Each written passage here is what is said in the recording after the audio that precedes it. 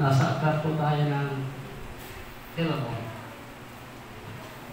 Para hindi po tayo magtagal ay kasama po niya o katabi po niya ang hapon.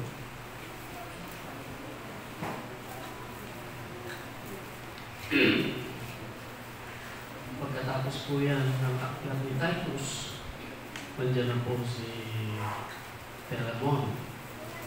Pagkatapos po si Philemon, nandiyan po aklat po ng Hebrews.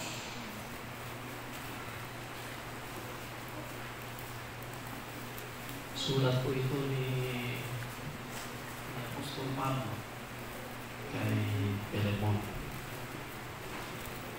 Pakilala ko bahagya po si Philemon. Si Philemon po ay isang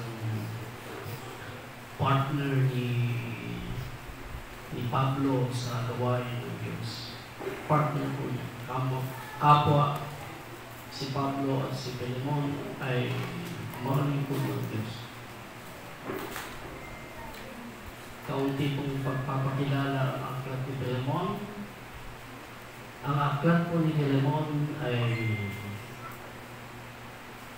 ibinibigyan ko po siyang endorsement letter mula kay Pablo tungo kay Philemon. At pagka sinabi natin endorsement letter, ito po ay laman po nito ay si Onesimus.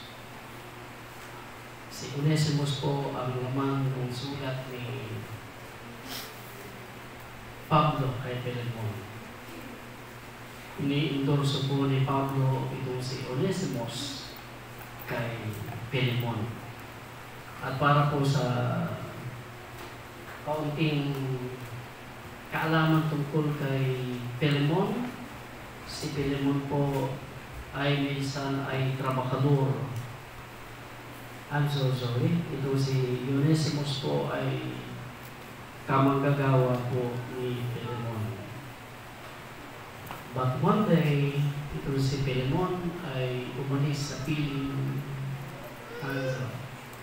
yung si Onesimus umalis po sa piling ni Philemon. At nakasama ni Pablo ito si Onesimus. Si Onesimus po ay bunga ng Ebanghelyo ni Apostol Pablo. Naligtas si Onesimus sa preaching ni Pablo noong siya ay nakabilanggo. Kaya medyo nakilala po natin si Onesimus. Endorsement letter po yan. At another po, masasabi ko itong application ulit, ang sulat na ito ni Pablo kay Philemon. Nag-a-apply ulit itong si Onesimus bilang partner ni Philemon. Yung bakit nawawala doon? Onesimus. Ini-endorso ni Pablo. Si Onesimus ay lingkod noon ni Philemon.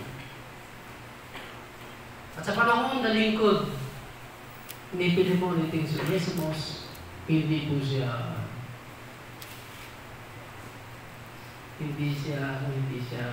naging tapat na lingkod ng Diyos. Ito si Onesimus. Kaya bumalik ulit si Onesimus. Iniwan niya si Philemon. Bumalik si Onesimus sa kamay ni Apostol Pablo. Pagkatapos ng maraming panahon, eto na ulit, sumulat na si Pablo kay Philemon na pinanggalingan ni Onesimus na ito si Onesimus ay handang-handa na para kay Philemon. Kaya sinasabi ko po ito, sulat ni Pablo kay Philemon, ini-endorso niya ulit si Onesimus bilang lingkod na mabuti kay Philemon. Ito po, magbabasa po ako, no? Philemon, verse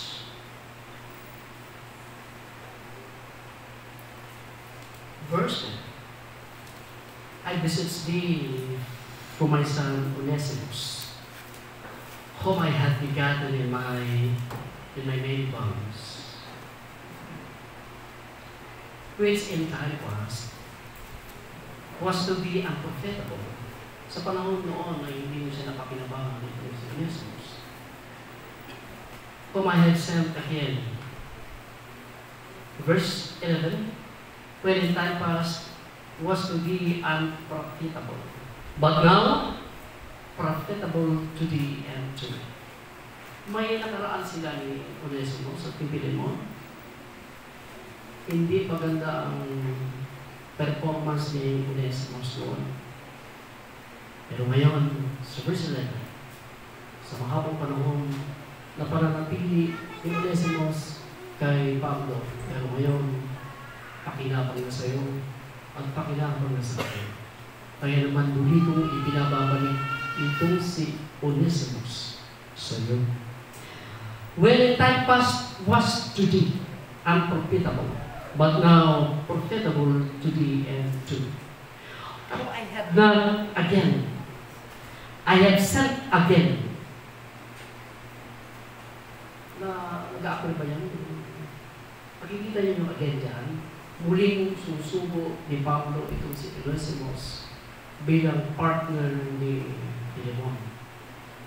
Dahil naniniwala na si Apostol Pablo, kagamit-gamit na ito si Philemon sa akin at sa iyo.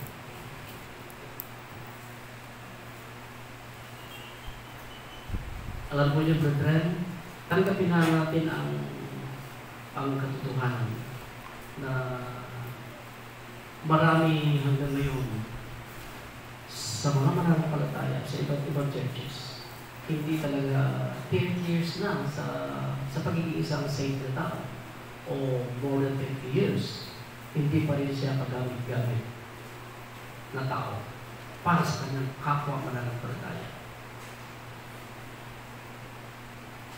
Maraming makatulad ni Onesimus noon na hindi napapakinabangan. Kahit ang gawin o kasama niya, hindi mapapakinabangan. Maging sa ngayon. Ang isa sa mga dahilan ng mga mananampalataya hindi pakinabang ngayon, still, ay may mga prinsipyo ang mga mananampalataya ngayon na hindi nakaugnay sa standard ng Diyos. Katulad ng, bakit kailangan pa bang pagkarananalamin ako ay nakikita nila? Bakit kailangan pa bang pagka ako ay nagbabasa ng Biblia, kailangan pa bang ipakita ko ito sa kanila? Ang pagiging isang katulad o halimbawa sa espiritual ay kinakailangan marinig nila tayo, kailangan maramdaman nila tayo, kailangan nakikita nila tayo kung anong uring mananampalataya tayo. Dahil doon mapapakinabangan nila tayo. Ngunit kung mananatili tayo sa mga prinsipyo, kailangan pa bang ipakita ko sa kanila? Kailangan ipakita natin kung sino tayo mga mananampalataya. Kailangan iparamdam natin kung sino tayo mga mananampalataya. Amen? Dahil sa mga prinsipyo ito ay katulad ng sinasabi ng ilan, napakataas ang standard ng Life of Truth Ministry. Ang standard ng Life of Truth Ministry ay standard ito ng Diyos. Kung meron kayo makikita ang sukatan ng Life of Truth Ministry na hindi ayon sa sukatan ng Diyos, pwede kayong maghanap ng mababang sukat na gusto niyo. Ngunit kung gusto natin katulad ni Onesimus, na nung lumipas ang panahon, ay nakuha niya yung takbuhin na pwede na siyang mapakinabangan ng iba, ay yung standard dapat ng Diyos, yung sukat na gusto ng Diyos, na pagiging isang mananampalataya natin, yun ang kukunin natin. Pwede po natin. Sapagkat dito, sa bahaging ito ng kasulatan ni Pablo kay Philemon, ang sinasabi niya ay mapapakinabangan mo na ito si Onesimus. Kaya pinababalik ko na sa iyo. Si Onesimus ay taga-Colosas. At sa mahabang panahon na pananatili ni Onesimus kay Pablo, ay walang pag-aalinlangan na sinasabi ni Apostol Pablo ay tapat na lingkod itong si Onesimus. Let me read in the book of Colossus. chapter 4.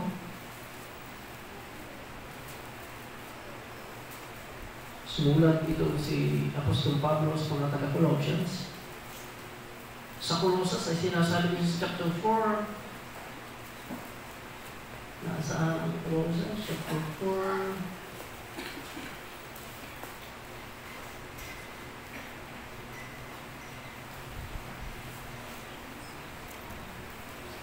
Chapter 4, verse 9 po tayo. At sa verse 8, when I have sent unto you for the name of the same purpose, that he might know your estate.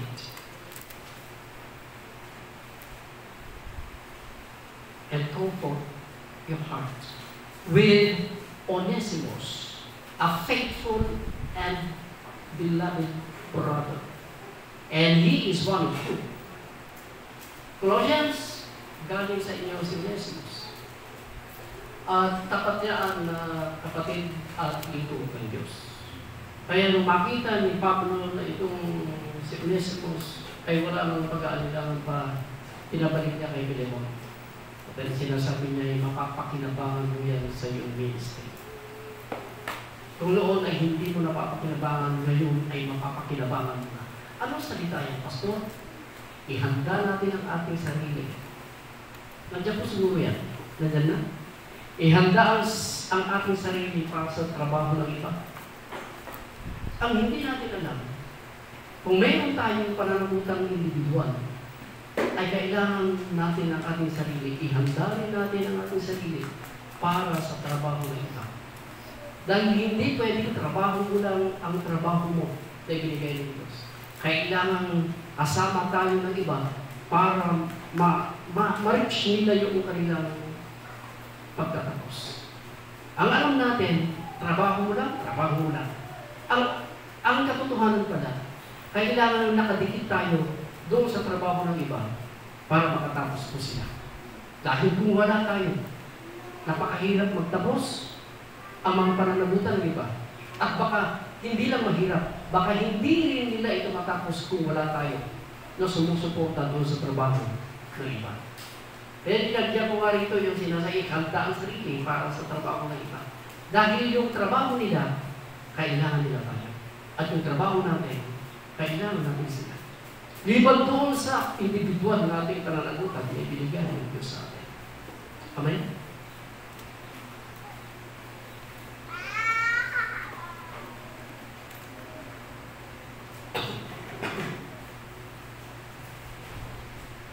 Ang sulat ng Apostol Pablo ay huwag yung malilimutan, yung endorsement niya.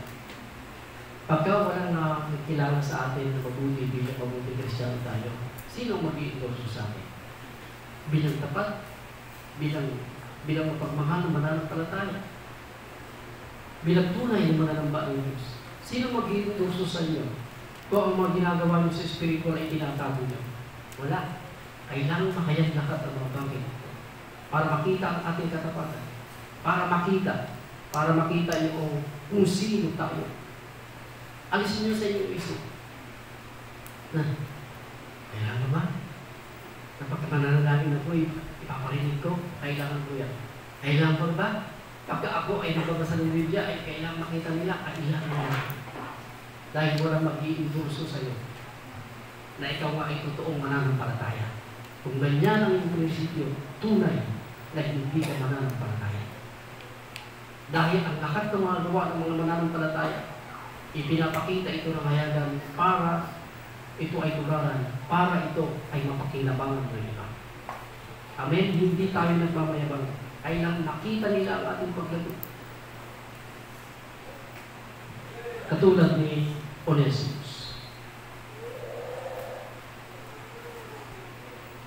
Sino kung mag-iinurso sa atin? Wala. Si Pablo po rito ay mayroong napakalaking trabaho na hinaharap mula nung dumating itong si Onesimus sa kanyang piling. Kung may katulad ni Pablo sa isang church, katulad ng Life of Ministry, sa ibang churches pa, kung may Pablo sa isang church na maging sa takanan. Kung sakasakaling may Pablo dyan sa isang takanan, sa isang samahan, sa isang angkan, lalo na sa church, maglalakbay ang iglesia ng mayroong kasiguran. Dahil kung mayroong Pablo sa mga pagitan ng mga mananampalataya, na kahit sila ay kaya niyang tuwin, no? Itong si Onesimus ay walang tiyak na paglalakbay sa Espiritu. Hindi napapakinabangan.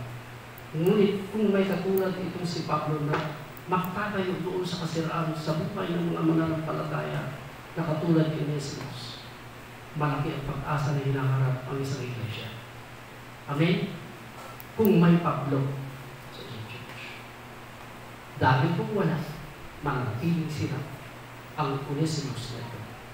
Mananatiling hindi mapapakinabangan ng ibang mga mananampalataya na may trabaho. Kung dahil may Pablo na nagbigay ng panahon, nagbigay ng lakas, at nagbigay ng talino para mabuo itong si Onesimus, nakuha ni Onesimus ang kanyang pinakamimikhin ay hindi niya kaya gawin sa kanyang sarili.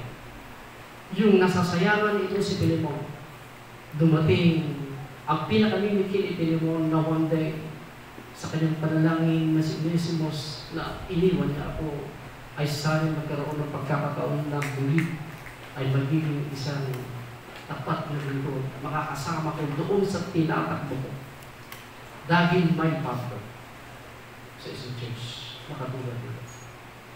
Na hindi sinasayang ang mga panahon ng Pablo ito.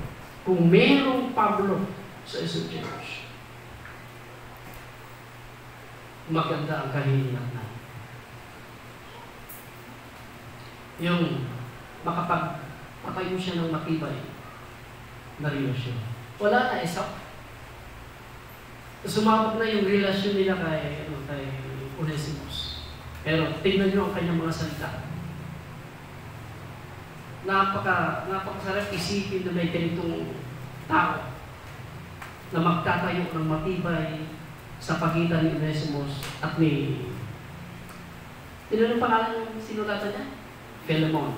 Babasahin ko yung mga mananaman na salita ni Apostol Pablo kay Philemon. And say, where are you, Philemon? And verse 17 and 18. Here, if count me.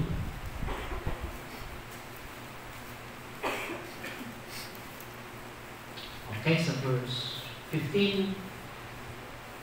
At sinasabi niya kung sa may panahon na, kaunting panahon lang na nahiwalay siya sa iyo, ngunit, Philemon, magpakailanman ay kasama mo na siya. Verse 16. Not now as a servant, pero pagdating niya sa iyo, ay yung hindi na siya yung lingkod mo, ang iyong trato, but above a servant. Ang trato mo na sa kanya ay brother, beloved. A beloved brother. Especially to me, lalo na sa akin. Ngayon ay sinasabi niya sa verse 17, if thou count me therefore a partner, receive him as myself. Ito yung mga pamamalit ni Apostol Pablo yung nakikipag-usap. Kung binibilang mo akong partner sa Panginoon, tanggapin mo siya ng katulad ko.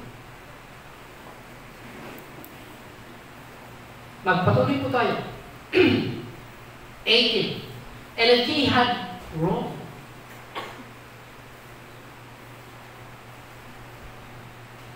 po tayo, if he had wronged me, or owed me,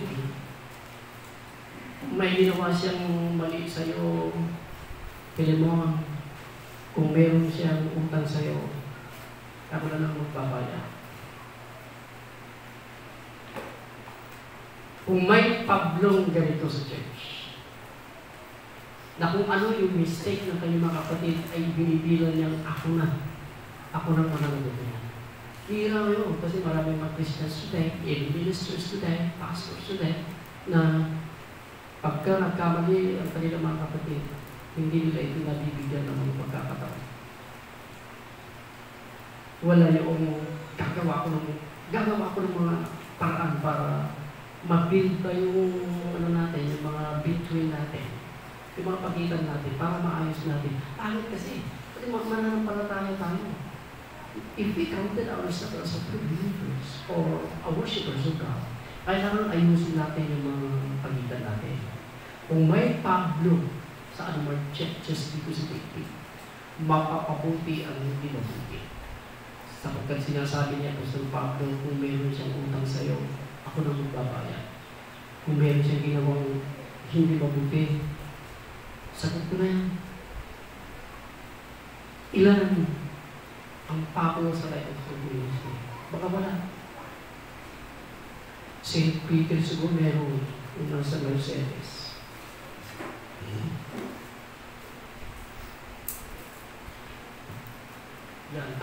Yan po si Pablo.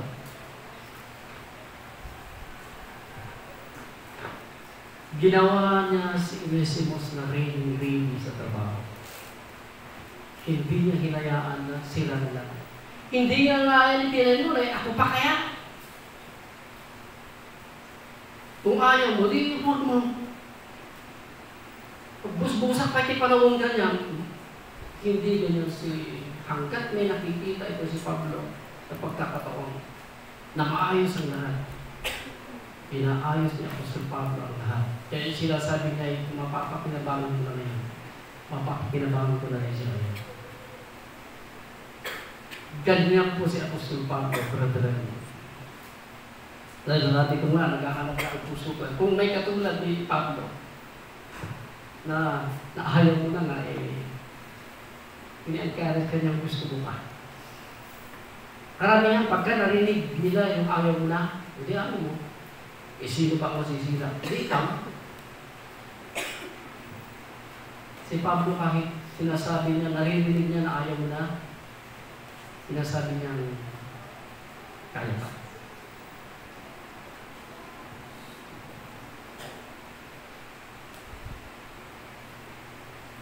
Kung may katulad itong si Onesimus, na willing naman at mababa ang loob, napapasa ilalim, yung tinatawag nating transformation.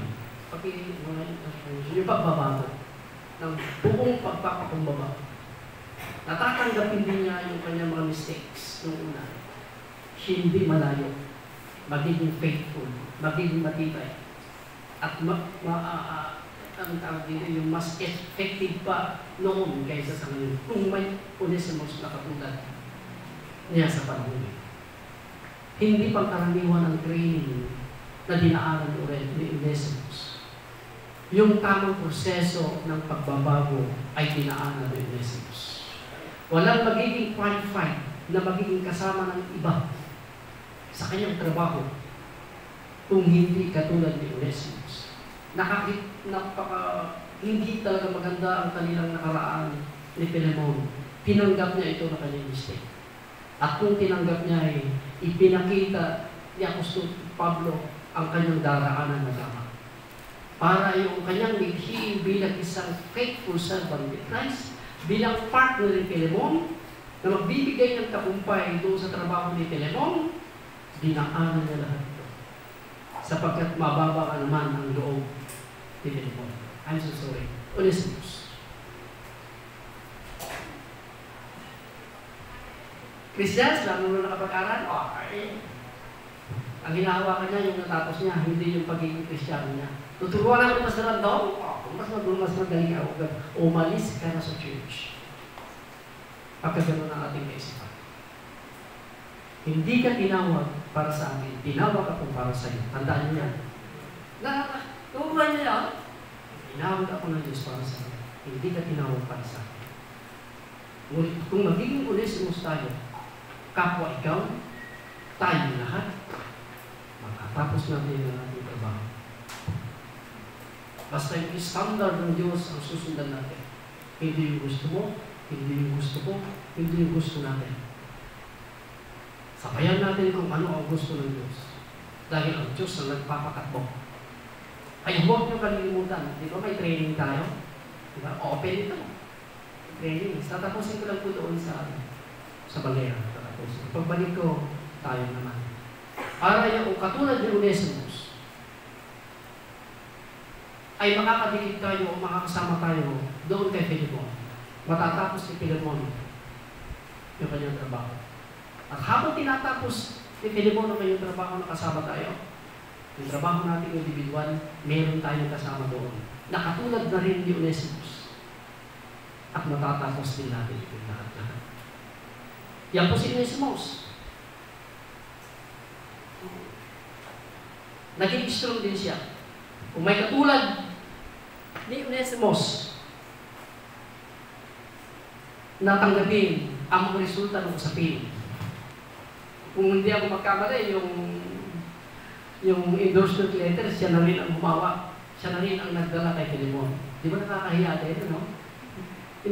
Umalis siya noon kay Filemon. Tapos siya rin, i-endorse so ulit ito. Parang nakakahiya. Sulat from Paul, the Apostle. Ibasa mo na. Binabasa, habang binabasa ni Filemon, lamang pala ay si Onesimus. Pero gano'n pa man, kailangan niyang tayuan ang mga mistakes na ito. Ang iniisip ni Filemon ay kailangan kalimutan na ang nakaraan. Kung mayroong katulad ni Filemon na magpapatawad at kakalimutan din ang mga nakaraan hindi mabuti, magtatagumpay ang isang iglesia. Amen? Nasaktan ka ni Onesimus? Ilang beses kang nasaktan ni Onesimus? Pagka lumapit ulit si Onesimus, ang pakiramdam mo? Kakalimutan na mo ang lahat? O magpapatuloy ka na nasaktan ka na lang? But, ayaw ko yung ganyan mga mananampalataya. Dahil ang tunay na mananampalataya ay katulad ni Filemon. Amen? Na tumatanggap ng kanyang mga kapatid na kahit iniwan sa Onesimus. Ilang beses tayo nasaktan. Ngunit dahil katulad tayo ni Filemon, tumatanggap tayo ng Onesimus na minsan ay nagkamali sa akin. Amen? Kailangan natin ang tatlong ito sa church. Si Pablo, Onesimus, at si Filemon.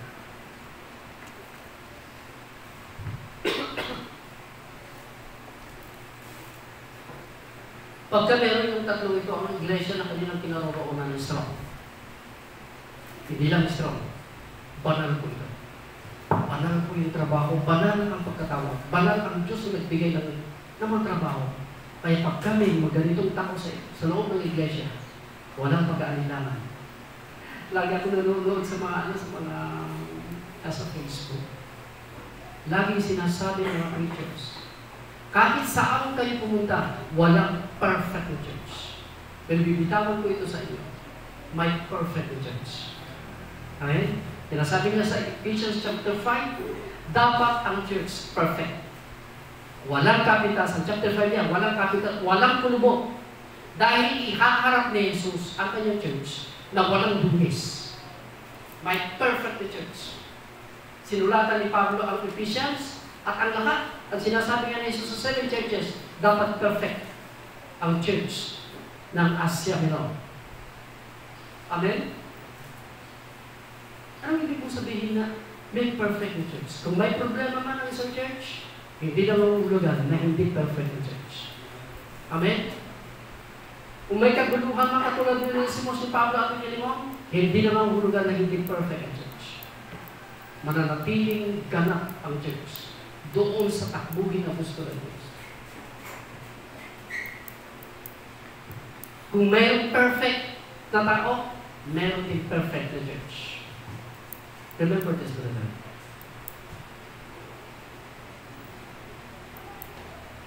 Kaya sinasabi ko, pagka may tatlong ganitong uri ng tao sa isang church, strong yan, matagumpay yan, banal yan, at mapapakinabangan yan ng mga tao.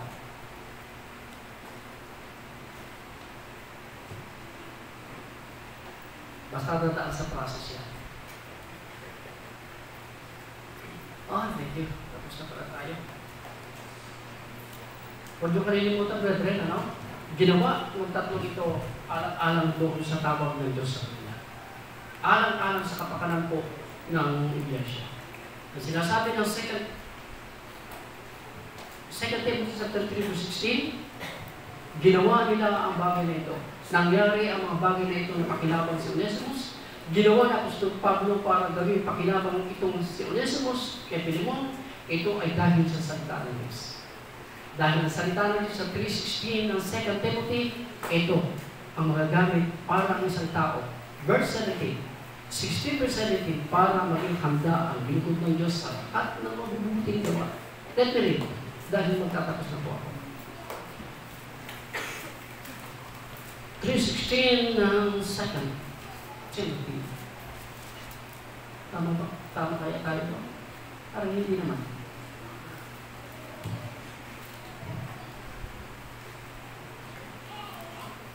Let me read.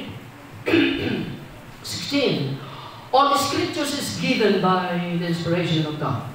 It is profitable for doctrine. All the scriptures, the Old Testament and even the New Testament, all the scriptures is given by inspiration of God. It is profitable for doctrine, for reproof, for correction, for instruction, and righteousness, that the man of God may be perfect. Upang ang tao ng Diyos ay maging ganap, that the man of God may be perfect, thoroughly harnessed unto all good works. Tayo ay magiging fit na fit tayo dun sa mabubuting gawa. Lahat ng mabubuting gawa, fit tayo. Pagka ang salita ng Diyos nasa atin. Amen? Pagka wala ang salita ng Diyos sa atin, hindi tayo magiging angkop sa lahat ng mga gawain mabubuti na dapat natin lakaran. Dito dumaan si Onesimus, dito dumaan si Filemon, at dito dumaan sa Apostol Pablo, para ang tao ng Diyos ay handang-handa doon sa gawain ng Diyos. Handa natin ang ating sarili para sa trabaho ng iba. Kailangan natin ng time. Right? Kung hindi kayo magbibigay ng time para ihanda natin ang ating sarili, walang mangyayari. Kung hindi nyo bibigyan ito ng strength, walang mangyayari. Kung kinakailangan natin na ihanda ang ating sarili sa pamagitan ito ng mga financial, gawin natin alang-alang sa Diyos. Amen? Handa natin ang ating sarili para sa trabaho po ng iba. Let us pray. Totoo po ang lahat ng Diyos. Na bawat isa sa amin, kung bibilang namin ang aming sarili, na kami po ay mga totoong mananamba, kami po ay iyong mga lingkod, pinakailangan po namin ihanda ang aming sarili. Hindi lamang sa aming pong mga personal na responsibilidad na ibigay mo po sa aming kundi ang mga tinatakbo ng iba ng mga mananampalataya katulad namin. At alam po namin ang Diyos na hindi dapat mahiwalay ang iyong salita para sa aming pagkakita. At hindi mawawala ang Diyos ang mga taong dapat tumulong po sa amin. Salamat po sa ngalan ng aming Panginoon Jesus. Amen. Thank you po.